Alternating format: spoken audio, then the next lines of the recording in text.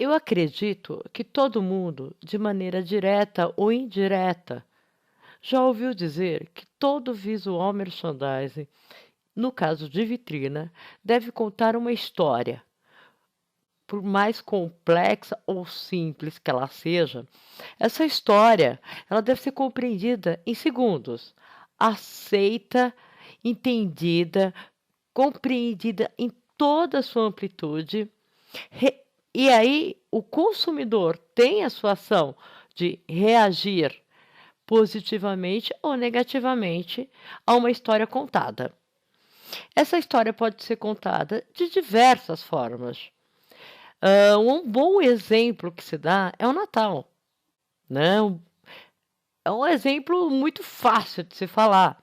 Colocamos o Papai Noel, podemos colocar uma lua, colocar uma estrela, ou simplesmente colocar os bonequinhos de neve, e essa história já foi automaticamente compreendida. Algumas histórias, por si só, são compreendidas pela obviedade. Quando eu coloco um coração na minha vitrina, eu tenho dois temas que vão predominar.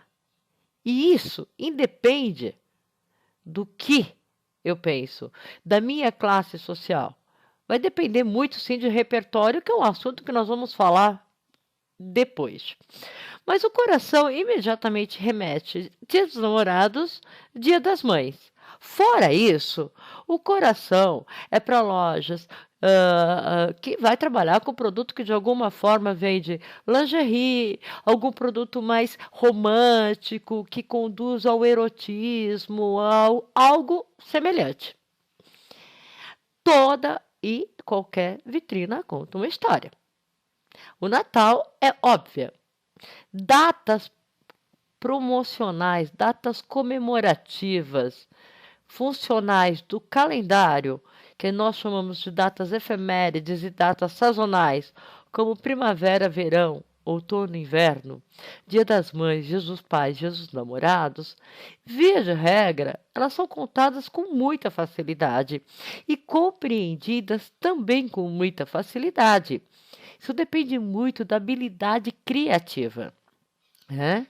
Agora, o que eu quero propor é um passo além. Contar a história sobre a ótica de uma arte, de uma atitude, de um sentimento, de uma sensação, como é o caso dessa mesa, que absolutamente não tem nada, o manequim parece que caiu, vejo os cacos no chão e tudo está flutuando, né? Ela está contando uma história. Olha, o vaso está quase caindo da mesa. Mas essa história, ela não é datável, porém é compreendida. Se ela é aceita ou assimilada pelo cliente, que vai ter uma ação positiva ou negativa em relação a elas, isso é um outro processo do qual nós temos que trabalhar.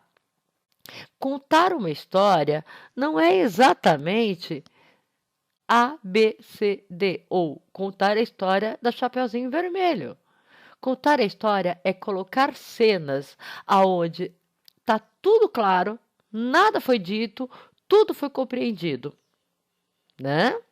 Não é nenhuma garantia de assimilação, de aceitação, mas facilita tanto o trabalho do criador, quanto facilita o trabalho da empresa, que com essa ferramenta de contar uma história, está contando o seu conceito, a sua coleção, a imagem da empresa e como ela compreende o seu próprio cliente.